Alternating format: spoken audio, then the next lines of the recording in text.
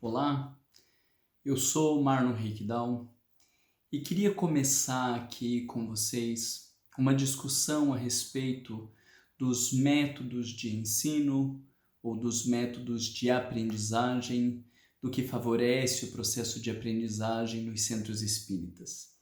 Nós temos aí muitas discussões em torno da exposição evangélica, daquilo que nós chamamos de palestra, dos grupos de estudo, das novas metodologias de aprendizagem, as aprendizagens ativas, inúmeras discussões interessantes que se tornam cada vez mais evidentes, que são necessárias para o movimento espírita.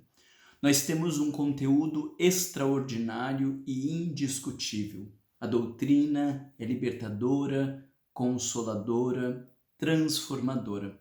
Mas quando nós temos um método impróprio ou um método inadequado, aquele conteúdo espetacular, o conteúdo que poderia desenvolver consciências e auxiliar as pessoas, acaba ficando comprometido. O exemplo mais simples que nós temos é numa palestra. Você pode ter um domínio extraordinário do conteúdo, mas se você não tem uma clareza para expressar suas ideias, se você não consegue fazer uma boa introdução apresentando o teu percurso, se não consegue retomar as ideias favorecendo a conclusão do público, se você não usa de bons recursos audiovisuais, se você vai fazer o uso do PowerPoint, mas não consegue organizar bem a sequência de slides, se você não usa uma letra adequada e coloca aqueles textos enormes com uma letrinha miúda, se você não tem uma presença de palco, se você não sabe se portar na frente do público, muito do seu conteúdo vai ficar comprometido e nos primeiros 15 minutos pessoas já estão desinteressadas não por causa do conteúdo, mas porque não conseguiram entender a lógica, porque não conseguiram construir uma linha de raciocínio ou porque não conseguiram se identificar com as ideias que estavam ali por não serem bem apresentadas. A nossa discussão não é uma discussão sobre o conteúdo. É inegável o conteúdo que precisa ser trabalhado na casa espírita. Allan Kardec. E todas as obras subsidiárias são as obras que favorecem o entendimento de Allan Kardec. O que define doutrina espírita, as bases da doutrina espírita são as obras de Allan Kardec. Não estamos na discussão de conteúdo, que livros estudar, que autores estudar, que programas estudar. Nós estamos discutindo sobre percursos. E o foco maior das discussões que aqui eu estou trazendo para vocês é este conflito entre a palestra pública e os grupos de estudo. Quando nos contrapomos às palestras públicas em alguma medida, e eu vou explicar por quê, muitas pessoas dizem, mas a palestra desperta as pessoas, a palestra ajuda, a palestra às vezes fala dos temas que as pessoas têm interesse, e eu não tenho a menor dúvida de que isso possa atingir algumas pessoas. Mas se uma palestra de tema aleatório, aonde o palestrante está lá na frente, desconhece o seu público, pode tocar algumas consciências e despertar algumas almas, o que poderá então fazer um bom grupo de estudo, aonde você conhece os participantes, você sabe das suas necessidades e eles estão vinculados aos temas que são os temas que necessitam para lidar com os conflitos da sua vida. Se a palestra de temas aleatórios na reunião distante, aonde o dirigente desconhece os participantes, pode despertar consciência, o que não podemos fazer num bom grupo de estudo? Então a questão não é dizer que a palestra não serve, a questão não é dizer que a exposição doutrinária não é útil, mas a questão é defender que os grupos de estudo têm um potencial de despertamento, de aprendizagem e de transformação incomparável com o potencial de aprendizagem, de despertamento e de transformação da palestra pública. Mas além disso, nós temos uma segunda questão a pensar com o advento do Covid. Hoje, o mundo inteiro se voltou para o ambiente virtual. porque nós não pudemos mais nos encontrar para termos os grupos de estudo e as atividades.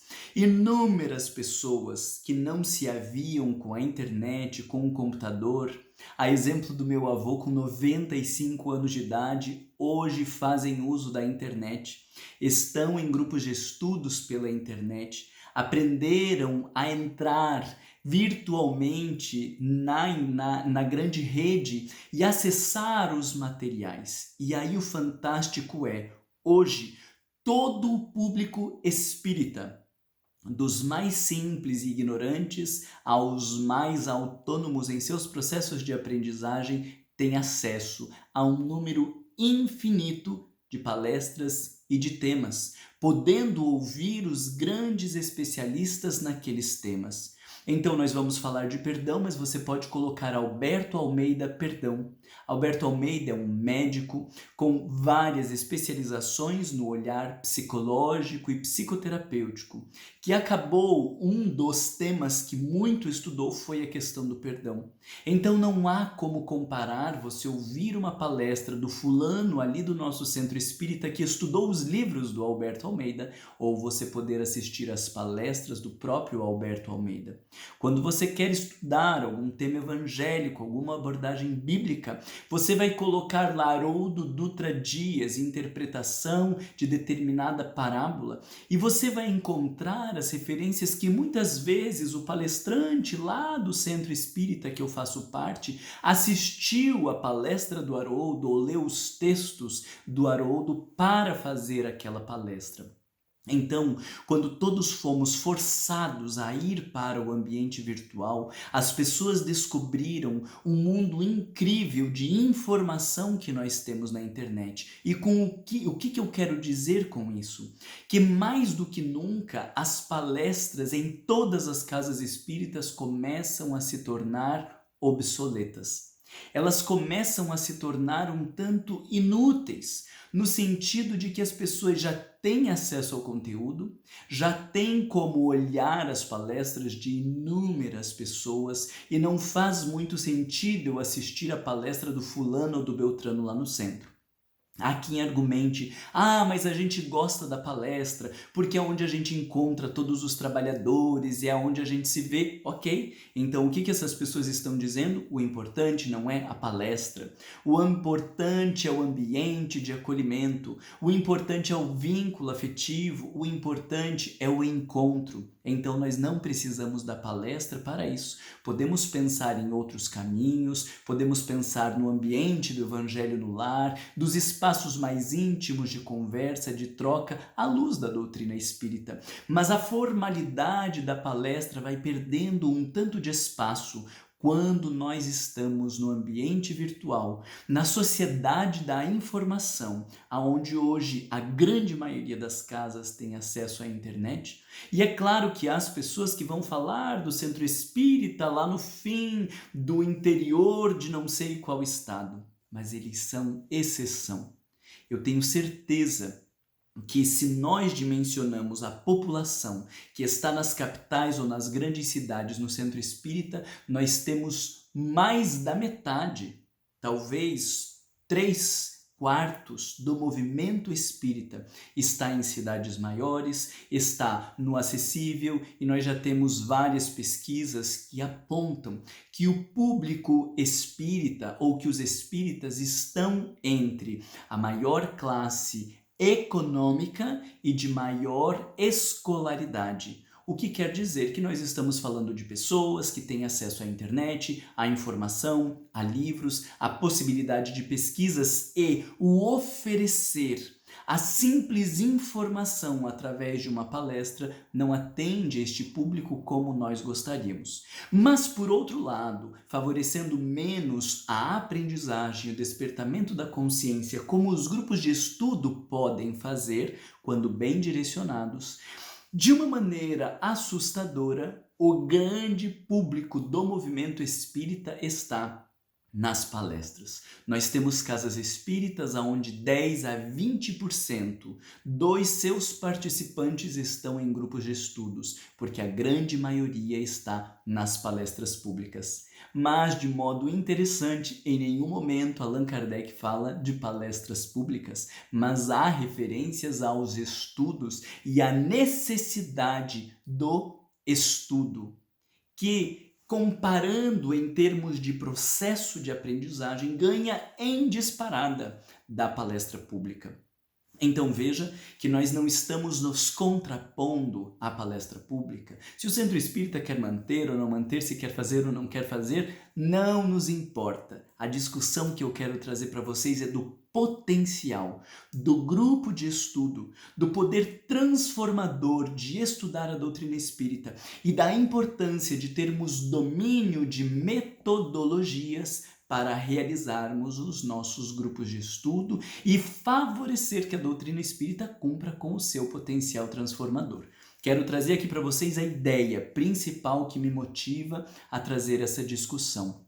Nós temos a palestra pública, que deveria ser a exposição dialogada e que muitas vezes não é exposição dialogada, não abrindo espaço para perguntas, não anunciando os temas anteriormente, não oferecendo referências bibliográficas, e então nós perdemos muito da exposição dialogada, permitindo a troca e o crescimento em conjunto. E naquilo que nós chamamos de grupos de estudos, nós vamos encontrar a exposição dialogada. Na grande maioria das vezes, nós temos um expositor, que é chamado hoje de facilitador, de mediador, de vários termos. Agora não me ocorrem outros termos, o mais marcante é a mudança que fizemos, de coordenador de estudos para facilitador de estudos, mas nós mudamos os termos de coordenador para facilitador para mediador, mas a postura continuou a mesma. O detentor do conhecimento, que se acaba de estudar para passar determinado conteúdo. Isso, em termos de metodologia, se chama exposição dialogada. Não pode chamar isso de grupo de estudo, porque isso não é um grupo de estudo. Isso é uma exposição, abrindo espaço para perguntas, tentando oferecer respostas, mas que ainda está centrado na figura arquetípica que nós trazemos do professor, o detentor do conhecimento que passa os conteúdos. E o grande prejuízo de termos esta figura de professor é porque quem deveriam ser os nossos professores é Allan Kardec, Joana de Ângeles, André Luiz, Emmanuel, Manuel Filomeno de Miranda. Eles deveriam ser os nossos professores, mas de repente nós temos o lugar de professor como o detentor do conhecimento.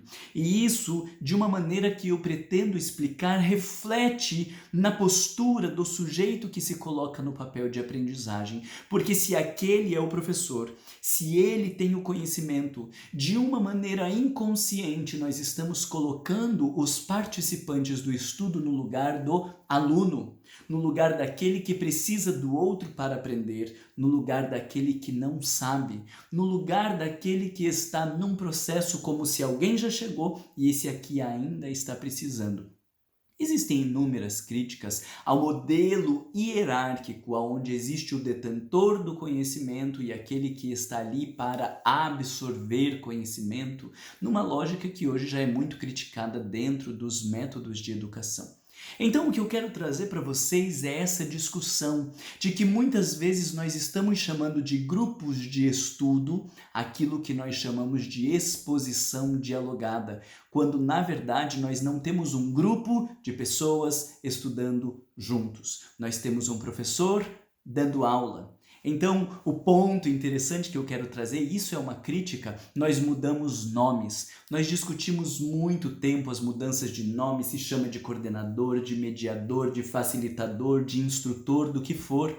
mas muitas vezes não mudamos posturas. Então não adianta você se dizer facilitador de estudo se você não facilita o estudo, se você dá o estudo, se você dá o conteúdo, se você é o detentor do conhecimento, não chame de facilitador, não chame de mediador, não chame nem de coordenador, porque você não está coordenando, você está focando no conteúdo e em passar o conteúdo você não está coordenando o processo de aprendizagem, você não está ensinando como as pessoas aprendem, então não deveria chamar de coordenador, deveria ser o professor do método antigo, do que detém o conhecimento e diz o que, como, quando e quanto as pessoas precisam aprender.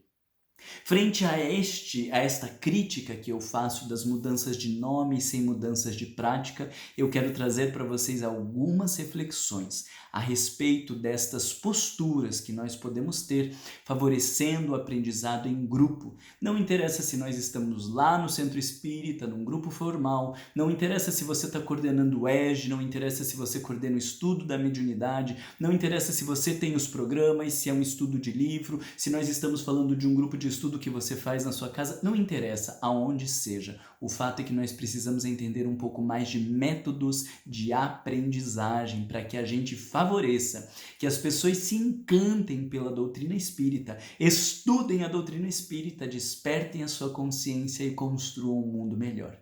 Essa vai ser a minha proposta para alguns vídeos que nós vamos discutir. Eu espero que atenda um pouco dos anseios de você, que já sente aquele desconforto do lugar expositivo, que sabe que aquilo não nutre a necessidade das pessoas, que vê que ao longo de 2 ou 3 anos as pessoas estão ali presentes, mas não conseguiram consolidar aprendizagens transformadoras. Para você que está inquieto com isso, nós vamos discutir um pouco. Eu vou te oferecer algumas referências e alguns caminhos para a gente entender o que é grupo de estudo de verdade, tá bom? Um abraço para você e eu espero que a gente se encontre em breve.